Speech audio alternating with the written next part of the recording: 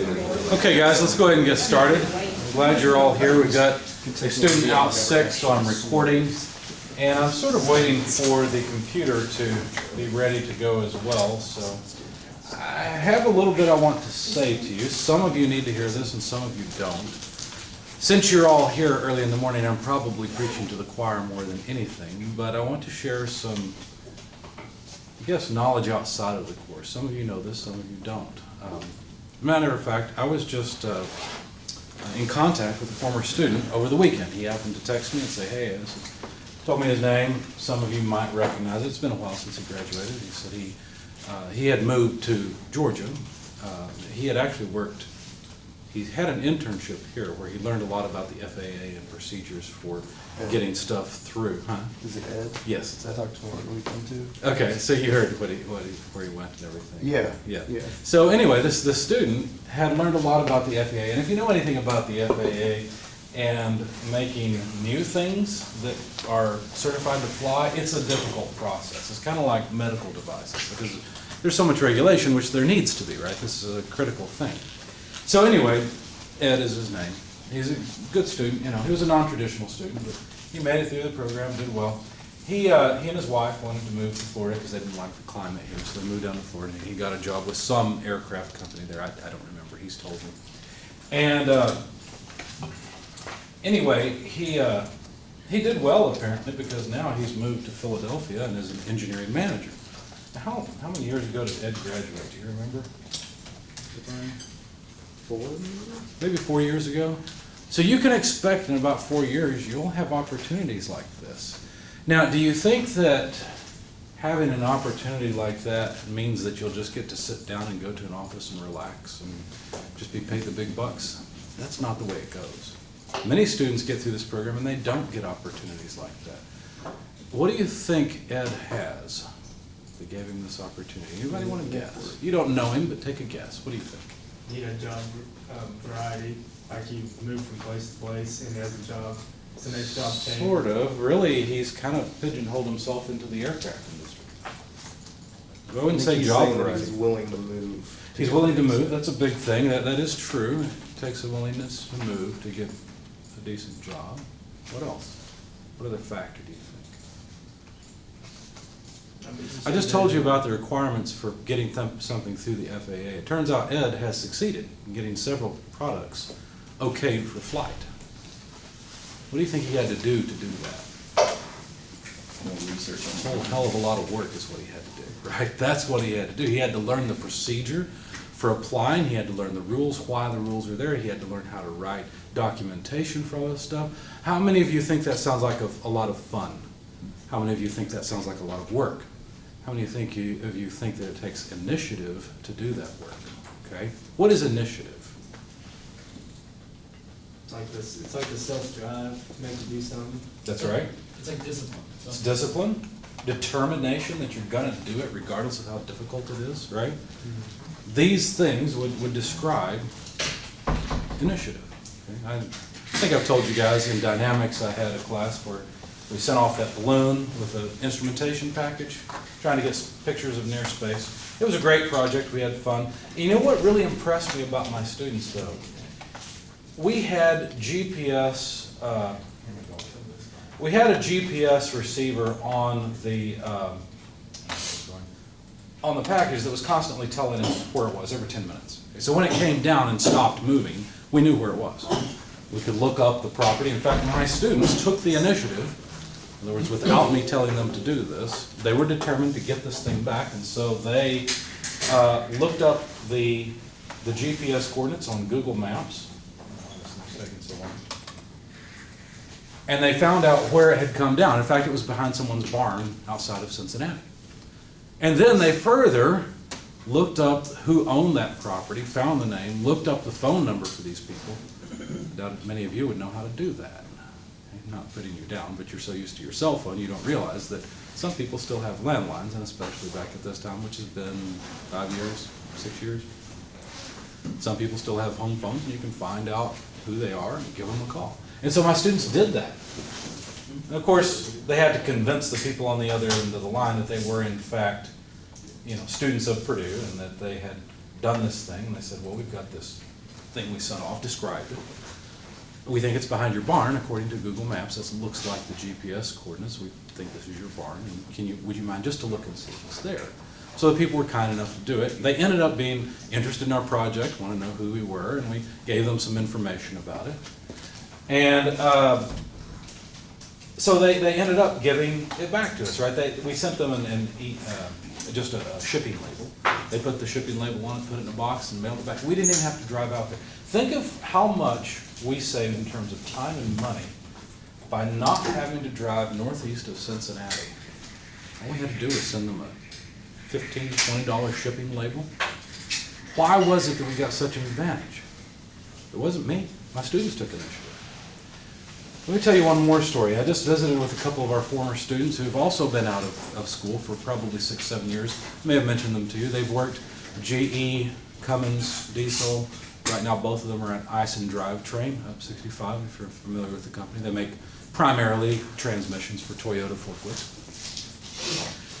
And these students, you know, I love talking to students who graduated from our program and now have experience out in the real world, because it helps me, because I can ask them and say, hey, what should we change in our program versus when you went through it? What have you experienced? What could I tell students today that would help them in their careers?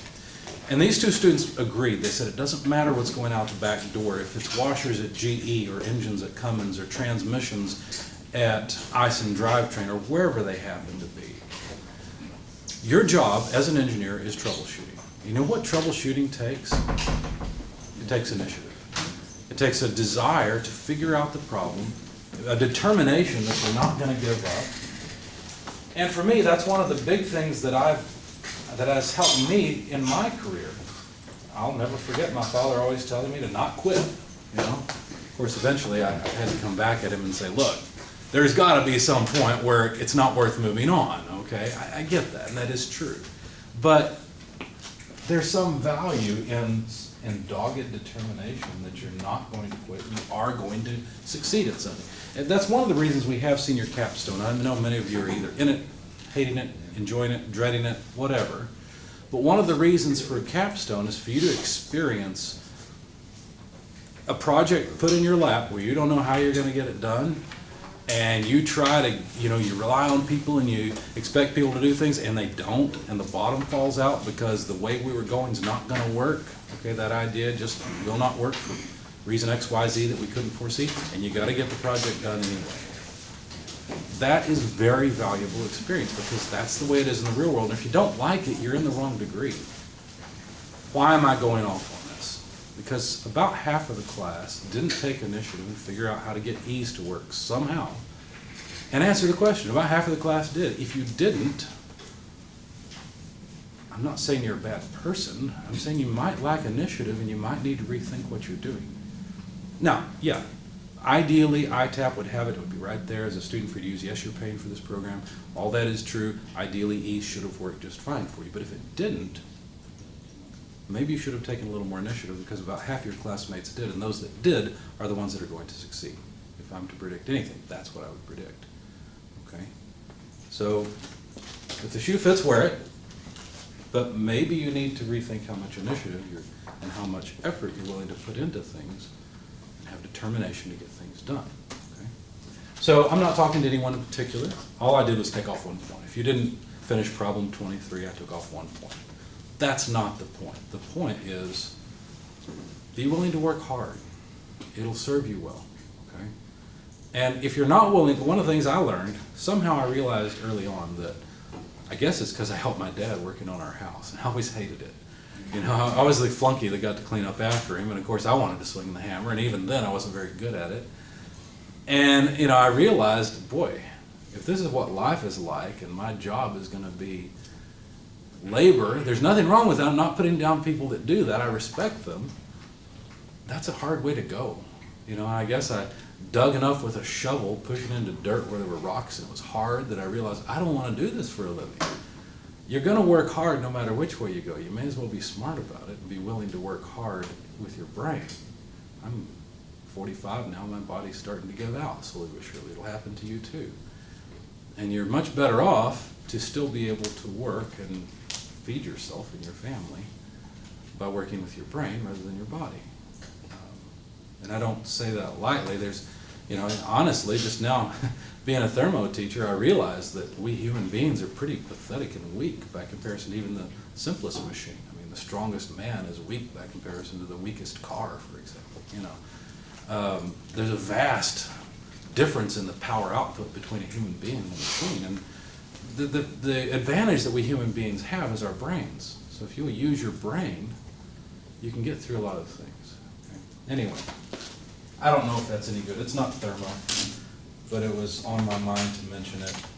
And I don't hope that it makes you feel bad. I hope that it helps you succeed, because you might evaluate what you're doing and think, you know, maybe I should try a little harder in things. That's one thing I see lacking in some of the class. Any questions or comments before we move on? I know one student mentioned I need to post the quiz and homework. Let me do that quickly so I don't forget to do it. This 5 is not visible, now it should be visible. And thank you for reminding me to post these. Here's the homework assignment. You should be able to see all of it now. All right. So I guess another thing, don't be lulled into a false sense of security because I try to make things easy for you. Okay? I try to make things as efficient for you as I can. I'm not really trying to make things easy for you. Okay? And so if I don't have a video posted on how to solve a homework problem, you should probably try it anyway, right? You should probably realize it's up to you. Now, okay, you might look at it and say, well, this is 1 point out of 10, and so I'm going to let this one go. That's your choice, but just think, the people that succeed are the ones that are hard workers. As a matter of fact, did you know the people that make like him or hate him, President Trump, President Obama, all these people that achieve very high levels of achievement, no matter how you look at it, being voted president, right, wrong, whatever, is a pretty big, even if you cheat, right? Even if you've totally screwed the system somehow and you've gotten to that level, that's taken a lot of work somehow, right? So all these people that achieve, did you know there's a big correlation with them? Does anybody happen to know what that is? Left-handed? No, not necessarily, although there is a higher percentage of lefties, that's true. They don't sleep much. No males. They're people, even women, Margaret Thatcher, for example, they're interesting because most of us can't actually function very well on 2 and 3 hours of sleep at night. They could. Winston Churchill was an exception. He, of course, also had high levels of success. That's not true. And yet he didn't, I'm sorry? That's not true. I can function off 2 hours of sleep. You can function on 2 hours? Yeah, it's not fun, but. Well, what I'm saying is these people function at high levels on small amounts of sleep. I'm not suggesting you should try this, okay? This is a biological thing. You either have it or you don't. But these are people that have more time to work hard. So, what are you going to say? What I was gonna say was, adding to your point from earlier, like, I know using your body, it's not gonna last forever, but I feel like sometimes you need to do the groundwork to be smart enough. Oh, yeah. Oh, yeah. No, I agree with you. Because you don't ever see the problem if you're in management for so long. If you start Absolutely. management, you're never gonna see the problem until you go out there and work. That is an excellent point, and what you're saying is that sometimes it's good to get your hands dirty and try it yourself. Yeah, absolutely. I'll just take, for example, I just work construction on the interstate. Like, I would never see the problems that go on unless I actually worked it. That's a And, great yeah, you might work hard for 12 hours a day, but in the end, you start to realize, okay, what time problems, what kind of issues is really going on. When you start working it, then you finally realize, okay, X, Y, and Z needs to change if we're gonna get this done quicker and more efficient. Yeah, and I think that's a strength in our program, is that we are more hands-on, right? That we say you can't just sit behind it, and I wasn't trying to imply that. I wasn't trying to imply you should just sit behind a desk and use your brain. No, you need to know what to use your brain on, and there's some pretty obvious mistakes you don't want to make that you will make unless you've been out there. I think one of the things, like with designing equipment, if you haven't worked on equipment, you don't really know what's annoying about equipment. That's true. So one of the things that I like to do is like design a failure point that's easy to get to, cheap to repair, you Yeah, know? sure. Instead of throwing away a gearbox, you throw away, you know, a drive shaft or something. Right. Like it's- Yeah, and this issue of not understanding the real world is particularly present in programming. There have been cases where programmers had made an interface for the user and it was so unusable, yet the programmers were so dogmatic that it had to be this way. Companies have literally taken these programs, put them behind one-way glass, or mirrors, to watch users try to use their dang software and it not work, right? And the programmers finally go, oh, okay, yeah, I see that might be difficult. And this is a little more general conversation too. It's really important to realize you don't know everything, right? You need to listen to other people around you and try to understand their situation, where they're coming from. So, anyway, I'll get off my soapbox. Anything else before we move on? I think some of these discussions are useful and good, but I don't want to take them too long. All right, well, let's go on with chapter 5. I think we had gotten to this point where we had a steady flow energy balance. Remember those? And I discovered, although I had forgotten, if I go back a slide, that these equations may or may not be presented exactly as I have them on the screen in your text. So you may want to go back to the slides and copy them into your book. In your book, to save space, the author used the sign convention of heat in as positive and work out as positive. So he's got Q minus W instead of Qn minus Q out and Wn minus W. So you may want to grab the slides and copy from them, because I think the versions I have are particularly useful.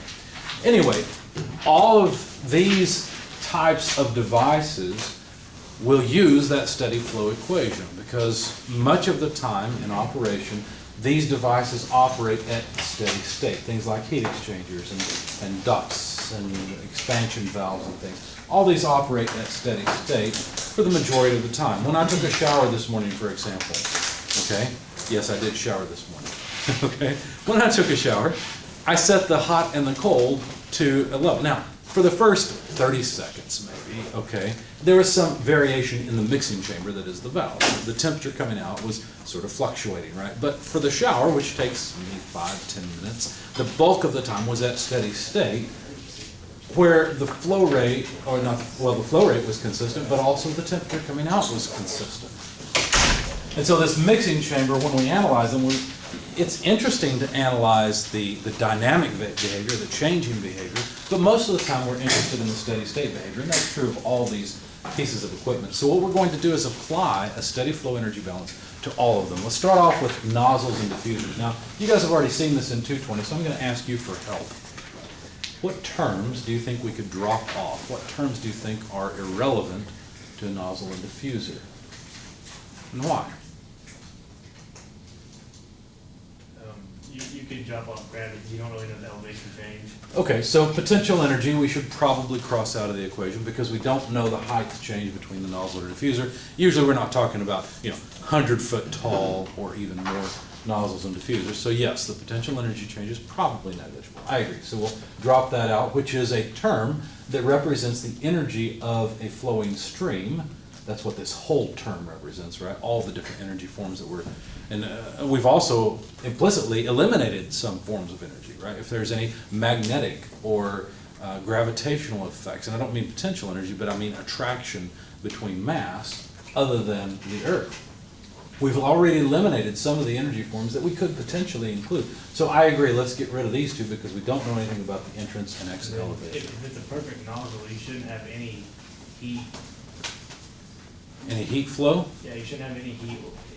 Well, I guess you feel like it on a burner or something, but you shouldn't have any heat. Like, you shouldn't have a significant heat or temperature drop. If it's a perfect nozzle. Okay, all right. Let me push back a little bit on that one, and let's see what you guys can come up with. Okay, I'm going to play devil's advocate for a minute. I like what I call modern slapstick, though it's not all that modern anymore. If you guys have ever seen movies back in the 90s, 2000s, from that region, there were a lot of people doing these crazy comedy movies. There was one called Hot Shots. Anybody ever seen Hot Shots? And Hot Shots Part Dukes. Anyway, and there was a movie that, I don't remember which one, but it made fun of Top Gun. And so in the opening scenes, the credits, they were on a flight deck of a carrier, and the jets were getting ready to take off, and there was a guy running behind with a hot dog on a stick trying to roast his hot dog at the output of the jet. Okay. Crazy stuff like that. So I think there's a lot of thermal energy around a nozzle. So let me push back a little bit and say, well, could there be any heat transfer? What do we mean by that? I mean, most of the nozzles, because like, like when I think of a nozzle, it's like real short. Like if it had more of a distance to run, then you might have more of a significant heat loss because it's so short. Good. In the ideal system, there would be no heat transfer, but in a realistic world, yeah, there'd be a little bit, but it wouldn't be enough to. Excellent. You didn't let me push you off your stance. That was good because you're right. What were you going to say, Mr. De Benedito? To answer your question, is it power? Because for steady flow devices, the control volume is constant. All these terms are power. One is heat power, work power, and fluid power. The work power. Okay, so work power, we were talking about heat power just a minute ago. But if you want to transition to the work term, well, let me do that in just a moment. Let me agree with Mr. Packwood and say that since the fluid flows through so quickly, there will be a small amount of heat loss per unit fluid, and so we can neglect that heat loss or gain, depending if it's a really cold nozzle, right? We would neglect that. So I agree that we'll drop off these heat terms. Now, I was trying to push you in a direction by talking to you about the hot dog behind the jet engine, okay? Because you think of that as heat, but that's not really heat. Where would the energy that's roasting the hot dog, which term would represent that? That didn't work. It's not work. No, it would be the velocity. It's not velocity. Q. It's not Q. We just said it's not Q, It's right? enthalpy. It's enthalpy. We're talking about a gas coming out the back that has a lot of energy in it. That's enthalpy. Now, of course, this is enthalpy coming in, this is enthalpy leaving, and it really is buried inside of the enthalpy, right? It's the internal energy of the mass flowing out of the nozzle, okay? That's what's roasting the hot dog, the internal energy right there. The high temperature of the gas is leaving the nozzle. It's not a heat term. Heat is observed crossing the system boundary due to a temperature difference. And yes, there's some. But we're not talking about thermal energy carried by mass when we say heat. Now, Mr. De Benedito, you wanted to go on to the work term. So what were you saying about work? It says right there, the work required to push the mass into and out of the control volume is also taken care of by using enthalpies for energy of fluid streams instead of internal energy. So you're talking about the work required to push fluid into and out of a controlled volume. Right. So that's not work, is it? It's not a work term. There's no boundary work. There's no boundary work because there's no moving boundary. And besides, this is a steady flow system anyway. There's something analogous to boundary work, though, and if we're not doing this, but if we had the system increase in size to be a boundary around all the gases that come out, then there would be boundary work. But since we don't have that, since we have a fluid flowing across the boundary, where does that appear? Where does that force times distance of pushing a fluid across that barrier? I'm trying to not say it. Where does that appear? What is that? Think about it. Remember that I gave you the analogy of blowing up a balloon underwater, right? And so increasing the balloon size is difficult because you're moving the water out of the way. We live under an ocean of air, and the idea was if you push fluid out, you have to do work to push the atmosphere out of the way, okay? In a very real sense, this is taking fluid that has is fairly dense on the incoming side of the engine. We're talking about a jet engine, and out the back is very low density. That's going to take up more space. You got to push the atmosphere out of the way to do that, right? Where does that energy appear in this equation, and what's it called?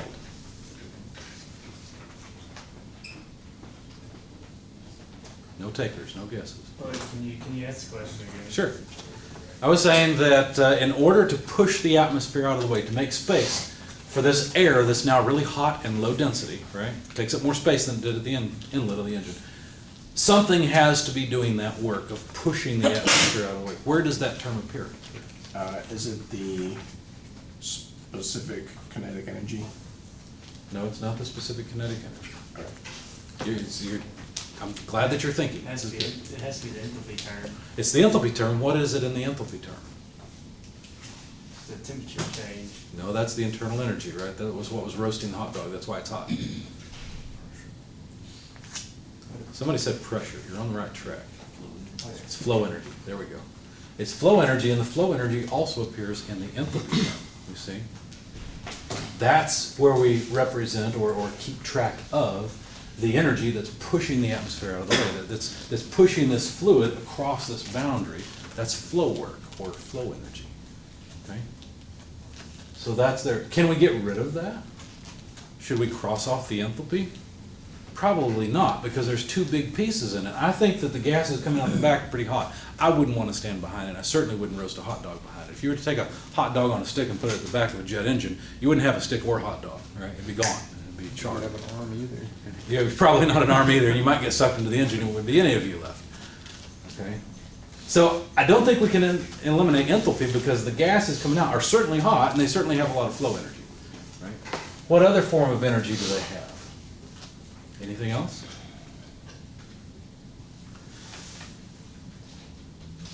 If you were to, say you're in a pool, okay, and you kick off the edge of the pool, have you pushed the pool? You pushed on the pool, but the pool pushed on you, right? So you go flying off the edge. What happened there? Are you in the water or out of the water? In the water, in the water. You're just, I mean, the force you applied to the pool is, now you're working against all the water that's flowing against you. That's true, okay, but you've provided thrust, right? Yeah. Isn't that the purpose of a nozzle, is to generate thrust? A jet engine generates thrust so that you can push the craft through the air, right? What form of energy are we talking about that does a lot of pushing? It's kinetic energy, there you go. In other words, you bring in air in the front of the engine that has very low kinetic energy, right? And you increase the kinetic, in other words, it's kind of like grabbing a rope and pulling on it, right? Now, the air is not quite like a rope because it's not tethered somewhere. But if you had a big enough rope and you pulled hard enough on it, you could certainly move yourself forward because of the dynamic effect, right, of accelerating the rope. So if you accelerate air through the engine, then you can certainly use it to push, right? And so that's the kinetic energy term. So we can't get rid of the kinetic energy, we can't get rid of the enthalpy. These two terms that are properties of the fluid, or energy forms the fluid carries, are important. This one's not, and we've just decided that heat is not. What about work? Let's go back to work. Is that a term we can eliminate, or do we need to keep it? I think you can eliminate it. Okay, because, why? Like, as much work as it takes to, as much work as the air is doing, like pushing stuff out of the way when it comes out of the nozzle, isn't that negated by the low pressure zone in front of the nozzle? Well, I think what you're saying is you're going back to the enthalpy term and you're confusing the flow energy with work. Okay. Okay? So this term has nothing to do with the fluid, just like Q has nothing to do with the fluid. Okay. In the sense that it's not part of the fluid, okay? You might have heat transfer or work transfer from the fluid, but now, maybe let me jump ahead just a little bit. When we talk about a turbine, I said before that as steam, for example, flows through a steam turbine, the steam literally pushes on the blades, right? So the steam applies a force through a distance, which is the kind of work we mean here. What were you going to say, Mr. I Wilson? was just saying that your boundary right there, there's nothing that's moving the boundary. There's nothing moving. Okay, so there's another key. Now, we could still have a fixed boundary and get boundary or get work out. Okay, not boundary work, but we can get work out. In this case, we don't have any shafts coming out. We don't have any cylinders coming out that are extending or retracting. So the work term would also go away. As a matter of fact, most of the terms go away. And what we're left with is that a nozzle transforms energy of the flowing stream. Yeah. So in this nozzle, it may not be exactly like this, but the only work being done is kind of like to the air itself. It's just. Yes, yeah, right. And we wouldn't call it work in that case because it's not a force times distance of a physical object. It's, although I guess it is a fluid. It's force times distance of a fluid, which can be represented by the PV product. Okay. Okay, and so that's why it's over here in the. That's a good question. That's why it's in the enthalpy. So basically, what a nozzle, and a diffuser is just the opposite of a nozzle. Ideally, all these things do is trade off between enthalpy and kinetic energy. So we could, since the mass flow rate in and out are the same, we can cross those off and just relate the specific energy carried into and out of the nozzle and diffuser. For a nozzle, one of the big assumptions is that the incoming velocity is usually small. In other words, a lot smaller than the exiting velocity. That's the purpose of the nozzle. And so we would cross off that kinetic energy term coming into the nozzle and just say that the nozzle converts some enthalpy into kinetic energy. Although a diffuser is the opposite, and so we might assume that the exiting velocity is negligible, more specifically the exiting kinetic energy is negligible, and cross off that term, and just say that a diffuser converts kinetic energy into more enthalpy. Okay? Oops.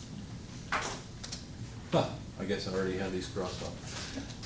For a turbine or a compressor, frequently what we'll neglect is potential energies and kinetic energies of